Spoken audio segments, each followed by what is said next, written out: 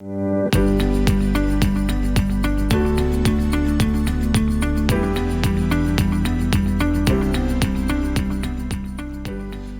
et bienvenue dans l'émission In Studio. Je vous invite à poursuivre cette étude avec moi, cette série intitulée « Atmosphère du Royaume ». Nous aimons l'atmosphère du Royaume de Dieu. Et le titre de cette session est « Intentionnalité de Jésus et guérison ». Pourquoi Jésus faisait-il des miracles ? J'aimerais répondre à cette question, tout d'abord en vous invitant à vous tourner vers la Bible, vers la parole de Dieu. Nous allons nous rendre dans l'évangile de Matthieu, Matthieu chapitre 4, à partir du verset 17.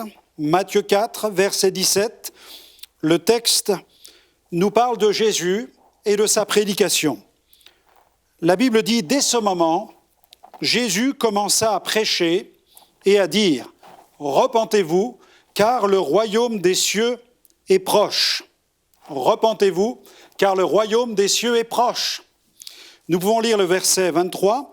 Jésus parcourait toute la Galilée, enseignant dans les synagogues, prêchant la bonne nouvelle du royaume et guérissant toute maladie et toute infirmité parmi le peuple. Sa renommée se répandit dans toute la Syrie.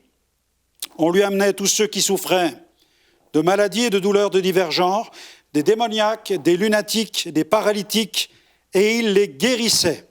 Une grande foule le suivit de la Galilée, de la Décapole, de Jérusalem, de la Judée et d'au-delà du Jourdain. Gloire à Dieu. 2 points clés à retenir. Tout de suite, le message et les œuvres.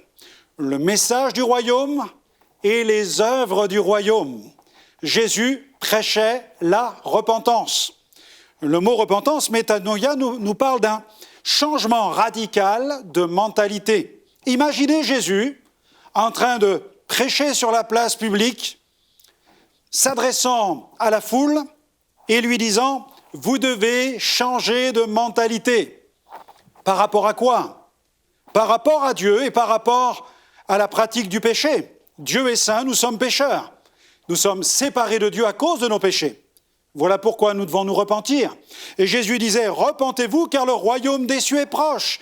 Il était en train de dire, il faut couper radicalement avec le péché, sinon vous allez passer à côté de cette bénédiction immense que désire vous communiquer Jésus au travers du royaume de Dieu, au travers des manifestations du royaume de Dieu. Parce que Jésus, prêchait le royaume de Dieu.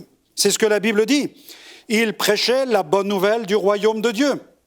Et nous trouvons 3 axes dans le ministère de Jésus, la prédication, l'enseignement et les miracles. Jésus enseignait au sujet du royaume de Dieu, Jésus prêchait le royaume de Dieu et Jésus produisait les œuvres du royaume de Dieu. Il prêchait la bonne nouvelle du royaume, il enseignait sur le royaume et il accomplissait les œuvres du royaume. Et il a envoyé des messagers proclamer l'évangile. Il a appelé des disciples qu'il a formés, qu'il a pris avec lui et il les a envoyés avec le pouvoir de chasser les démons, de guérir les malades, de ressusciter les morts et de prêcher aussi la bonne nouvelle du royaume de Dieu. Dans Matthieu 28, il a commandé d'aller prêcher la bonne nouvelle dans le monde. Dans Marc 16, il a dit « Voici les miracles qui accompagneront ceux qui auront cru. En mon nom, ils chasseront les démons. Ils imposeront les mains aux malades et les malades seront guéris. Ils parleront de nouvelles langues. S'ils boivent quelques breuvages mortels, le breuvage ne leur fera aucun mal. » Et ils s'en allèrent prêcher la bonne nouvelle.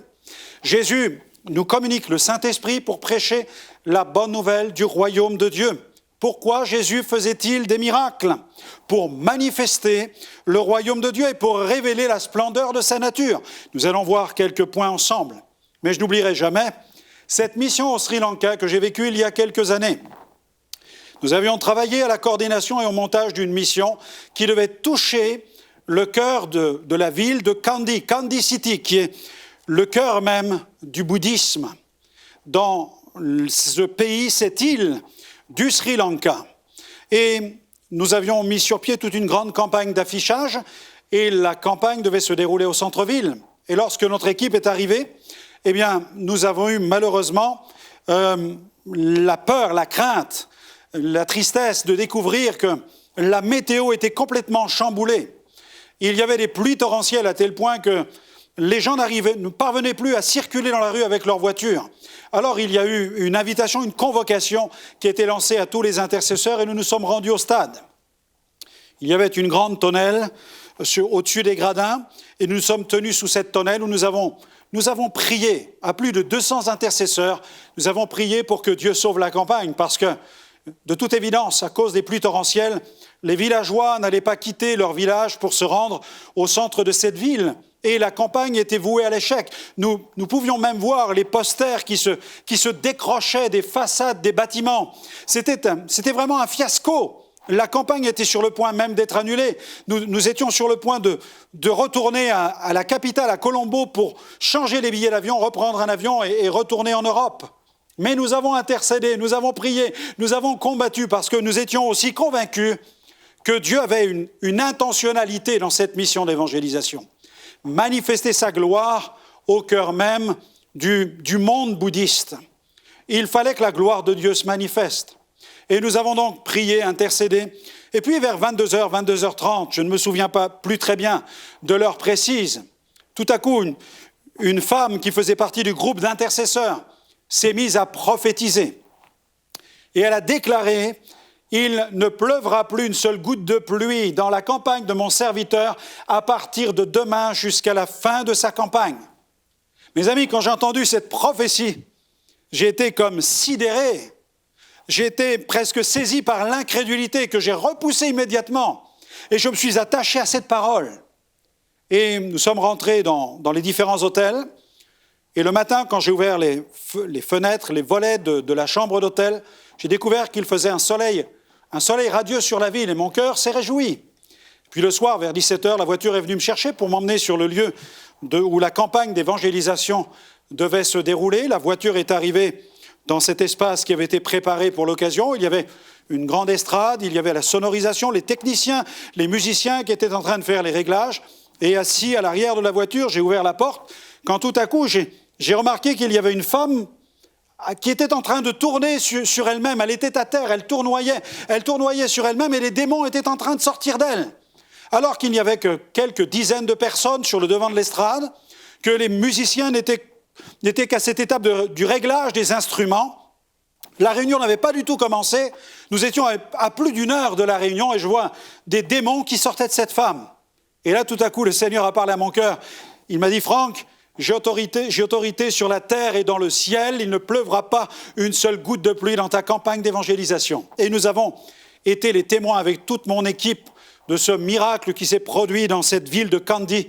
Alors que la météo sur tout le pays était désastreuse, on pouvait voir chaque soir les nuages emprunter la direction de la capitale et étrangement se séparer à l'approche de la ville pour la contourner.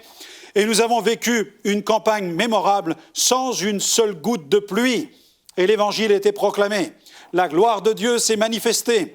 Les démons ont été chassés dès le premier soir. L'auditoire est monté dès le premier soir à plus de 6000 personnes.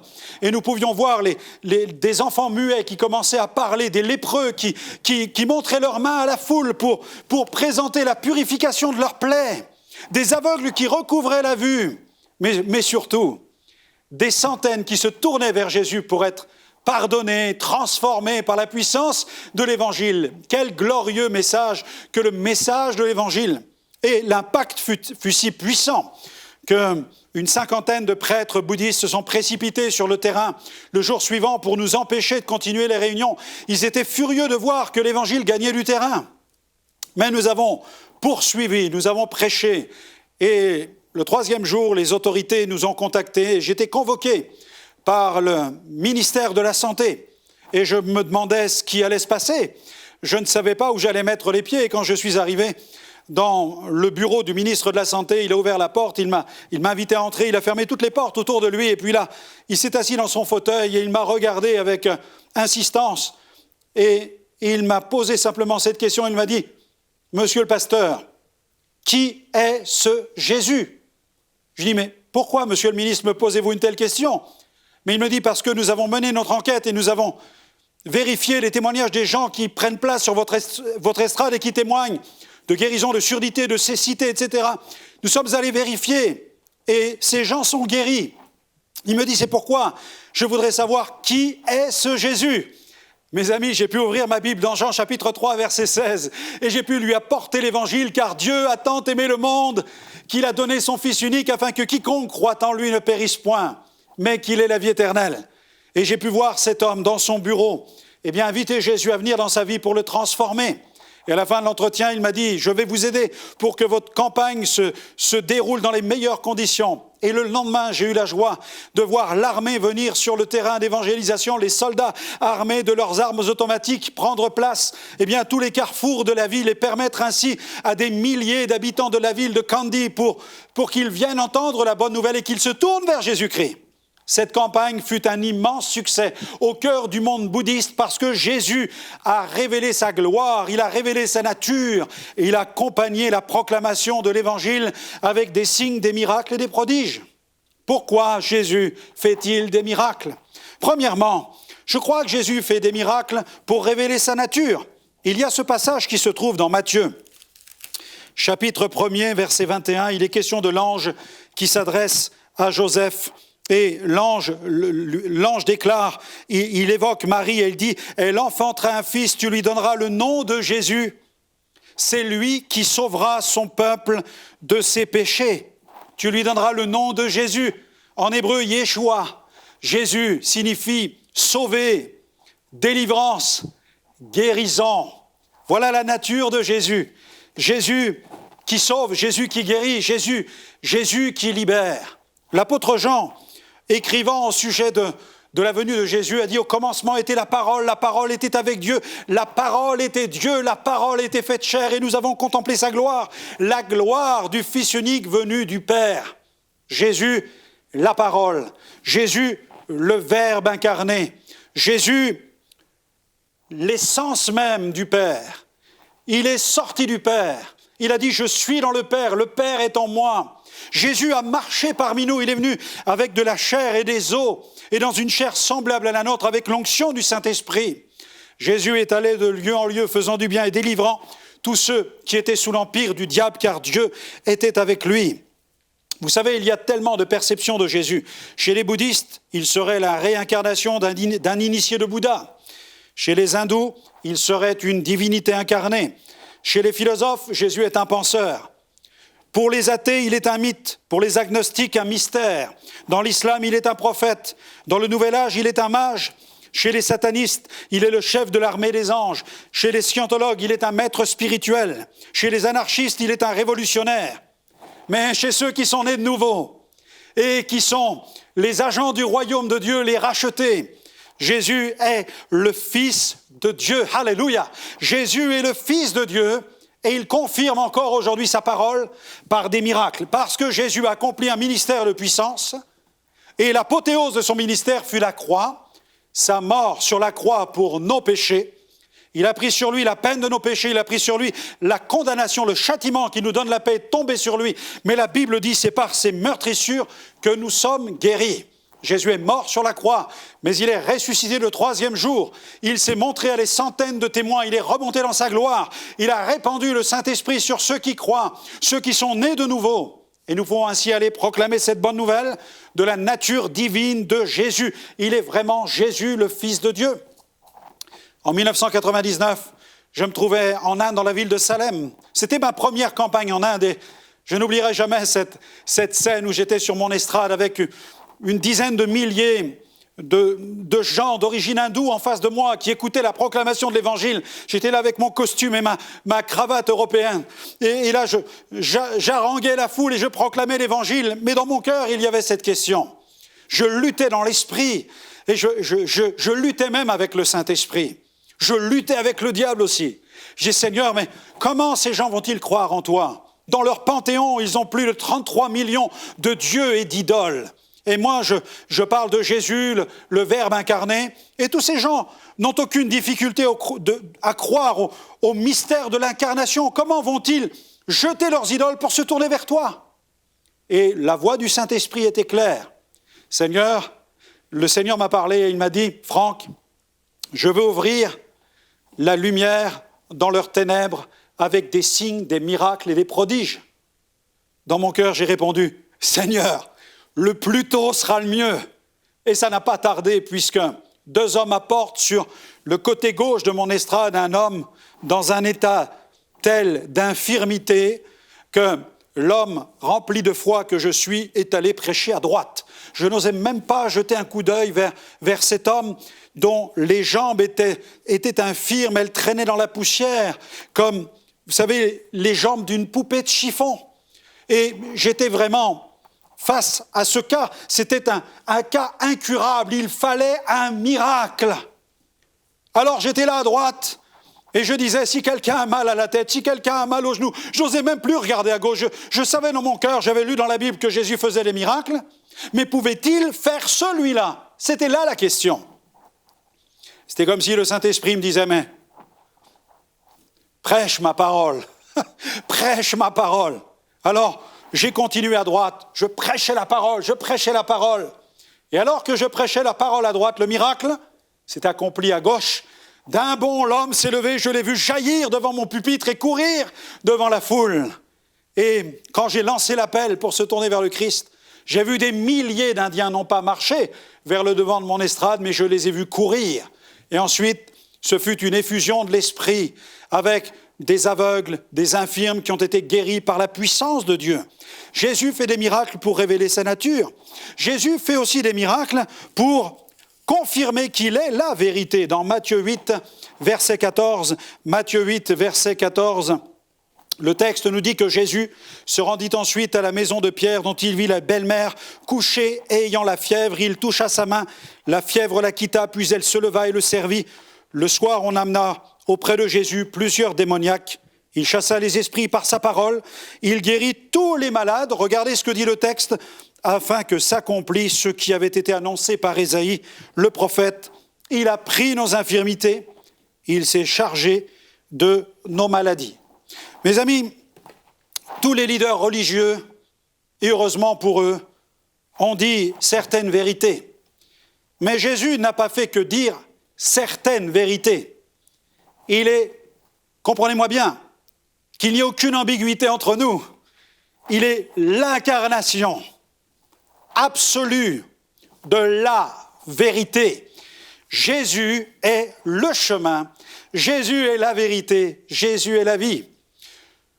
Je prêchais dans les années 90 sur une chaise dans la ville de Troyes, là où nous résidons, avec mon épouse, et nous avions un groupe de jeunes qui faisaient de l'évangélisation de rue. Et alors que je prêchais l'évangile dans la rue, tout à coup, il y avait cet attroupement autour de moi. Un homme est sorti de la foule avec une grande barbe, des cheveux longs. Et il a commencé à crier en public, « I am the Christ !» Et il l'a fait en espagnol, en italien, en allemand. Il criait, « Je suis le Christ, ne me reconnais-tu pas ?» Vous savez que Jésus a dit qu'il y aurait des faux messies et des faux prophètes. Alors je suis rapidement descendu de la chaise pour aller discuter avec cet homme qui prétendait être le Messie. Et Jésus a même dit, vous les reconnaîtrez à leurs fruits.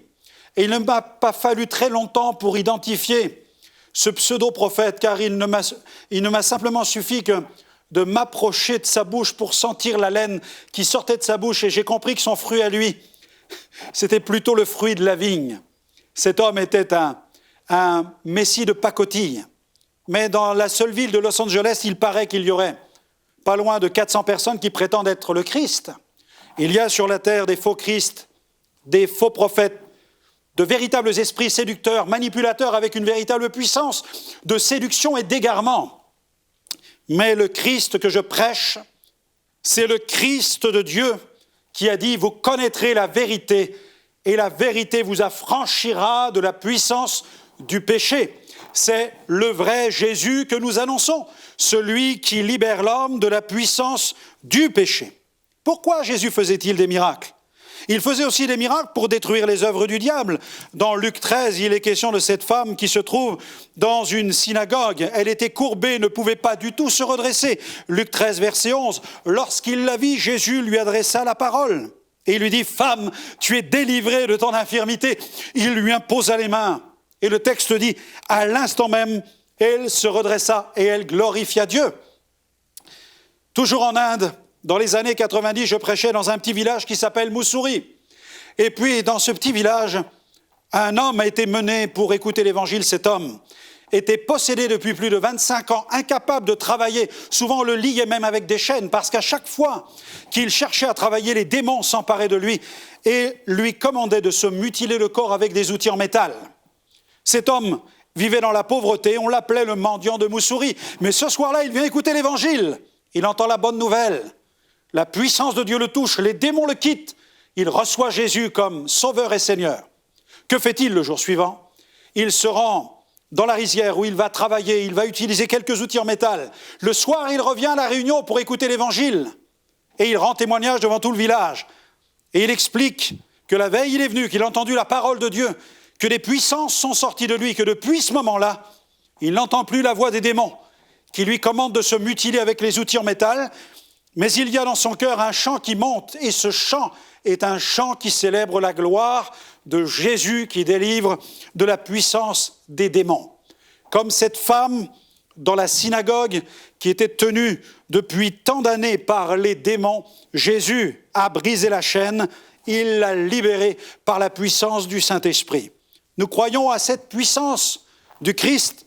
Jésus fait des miracles pour révéler sa nature, pour confirmer la vérité, pour détruire les œuvres du diable.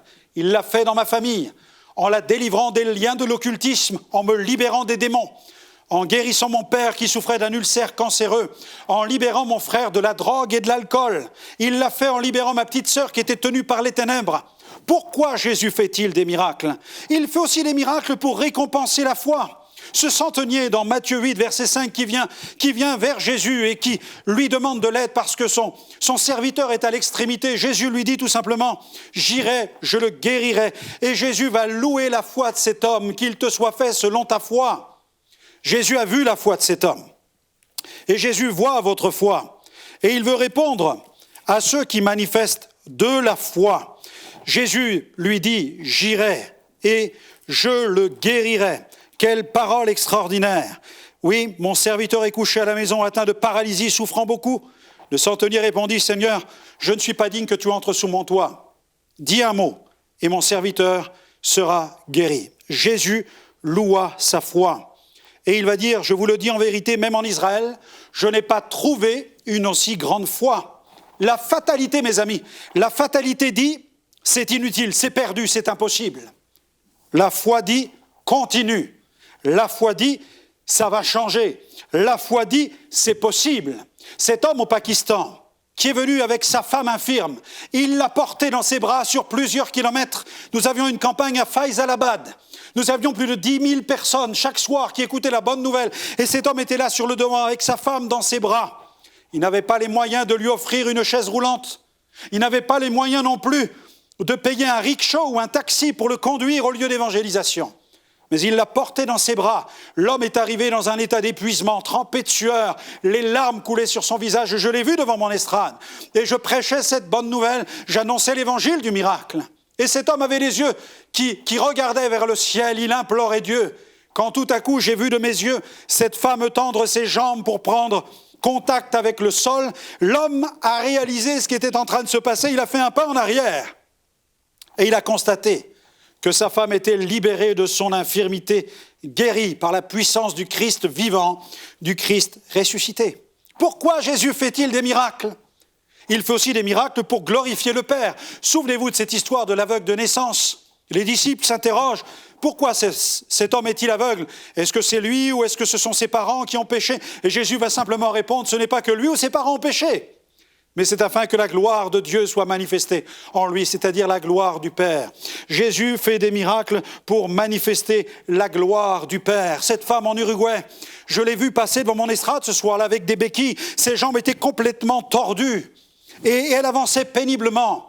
Mais quelle joie à la fin de la réunion, lorsque cette femme sautait sur mon estrade, qu'elle brandissait ses béquilles en l'air. Elle a glorifié le Père en public et toute la semaine, elle est allée de ville en ville voir tous les spécialistes, les médecins, les professeurs. Elle est allée dans les hôpitaux, dans les salles d'attente, partout où elle a consulté, où tout le monde lui disait « Il n'y a pas d'espoir, madame, il n'y a pas d'espoir pour vous. » Et dans les salles d'attente et devant les médecins et devant les spécialistes, elle sautait sur place pour manifester la gloire de Jésus qui accomplit des miracles. Oui, il fait des miracles. Pourquoi? pour prouver sa nature, pour confirmer qu'il est la vérité, pour détruire les œuvres du diable, pour récompenser la foi, pour glorifier le Père et surtout pour changer notre destinée.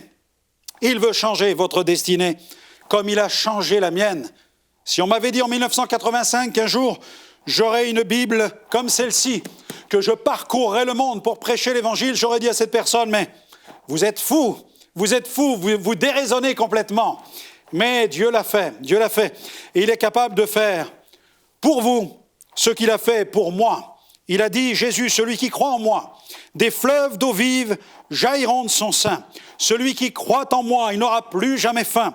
Celui qui croit en moi, il n'aura plus jamais soif. Celui qui croit en moi, il a la vie éternelle. Celui qui croit en moi, il vivra quand bien même il serait mort. Celui qui croit en moi ne demeure pas dans les ténèbres. Cher ami, vous n'avez pas été créé sous X, mais vous avez été créé par Dieu et pour Dieu.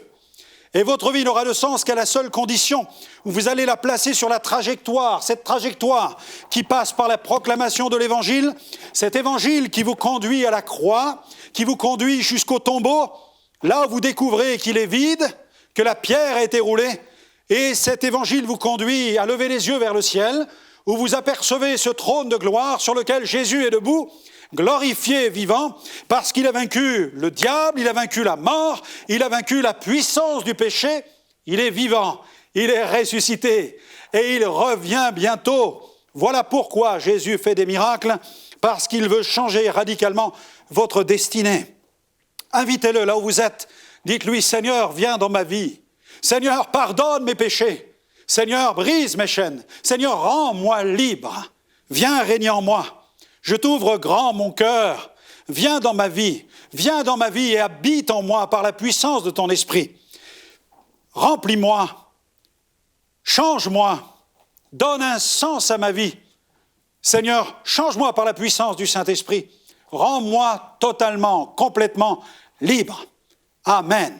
Oui, cher ami, si votre prière est radicale, l'évangile radical va produire une transformation radicale. Et vous ne serez plus jamais la même personne, parce que Jésus ressuscité va se révéler. Il a dit, celui qui croit en moi et qui croit en ma parole, moi et mon Père, nous viendrons chez lui et nous demeurerons chez lui. Voilà pourquoi Jésus fait des miracles, et il veut faire le plus grand des miracles. Il ne s'agit ni d'une guérison, ni d'une délivrance. Il s'agit de la régénération, de la nouvelle naissance, un changement de destinée. Vous passez de la mort à la vie, des ténèbres à la lumière, de Satan à Dieu. Vous quittez et vous sortez de la trajectoire qui mène vers l'enfer et vous empruntez cette trajectoire glorieuse qui vous conduit vers le ciel. Cette trajectoire s'appelle Jésus-Christ. Que Dieu vous bénisse avec abondance.